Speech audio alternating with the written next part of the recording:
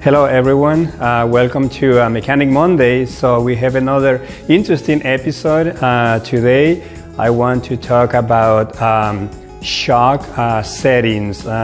You see you have a couple of knobs on every shock and maybe you don't know what they are for. There is more things that you can do to them also, but we're gonna go to the basic stuff today. Alright, so I'm going to tell you something about the pumps. Some people ask, why do I need a shock pump? Don't try inflating your shocks with a regular bike pump, because the bike pump is designed for high volume, but the shock pump is designed for high pressure. So that's why you better ask your mechanic or your local shop how to get a shock pump. Alright, so I'm going to start with the rear one. Normally on each shock, it doesn't matter the brand, you will see a blue knob and also you will see a red one. The blue knob here helps for two things. You can change the feeling on the shock from soft to stiff, and some shocks also offer the lockout on it. So if you go to the stiff, it might be locked out completely. It all depends on the brand or the model. The red one, this is to adjust the rebound. You want your mechanic to do the red one because the red one depends on the air pressure in the shock. The more air pressure, the more you will dial the red knob. Also, to find the PSI is better if you do a custom tuning on your shock, because your weight will find the PSI. Okay, so now we have the front one here, and it's the same basics. So for the feeling of the shock, we have it on top. You see the blue knob. If you go towards firm, you can read it. Then you will find the shock feeling moving towards firm. So at this point, it's almost locked out. You decide which feeling you want. This one is good for smooth terrain and or pave. And then you go to the soft feeling. This is good for rough terrain and downhill. At the bottom here, you will see the red rebound knob. So the red one is to control the rebound speed. If you want the shock to return slowly, then you will go turning like that, and you will find the icons that tell you what happens. So for slow, you will rotate the knob clockwise, and then if you want a fast rebound, you will go counterclockwise.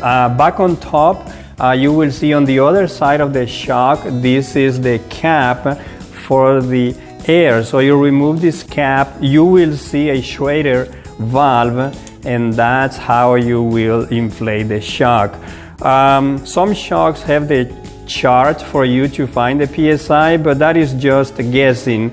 A proper shock tuning will be better because your weight specifically will find the PSI you need on your shocks. Show you the specialized bicycle. This bicycle is unique because it includes a technology called the brain.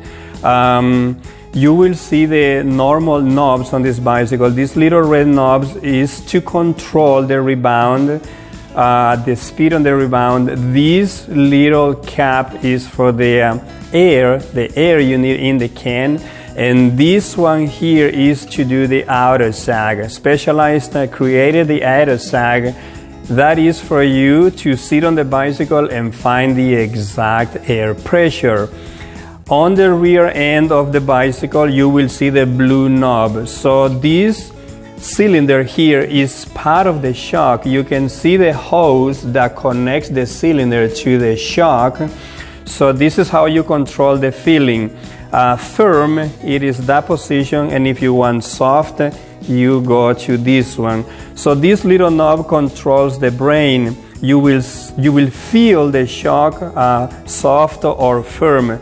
but the brain technology here is doing a lockout function for you.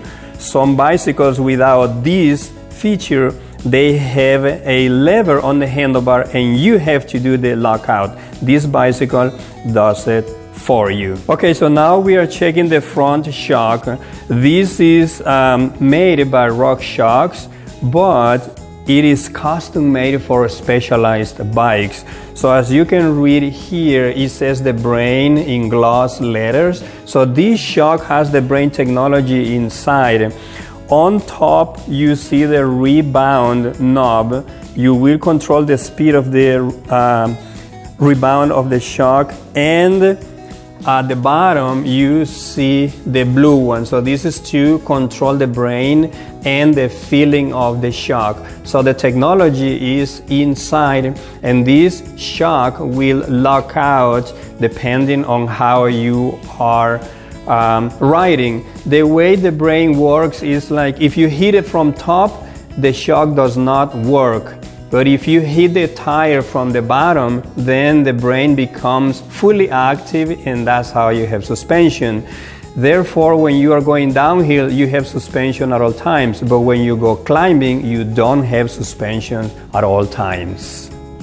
Thank you for watching, everyone. If you have any questions or suggestions for videos you want us to work on, just leave the comments below, and don't forget to subscribe to our channel.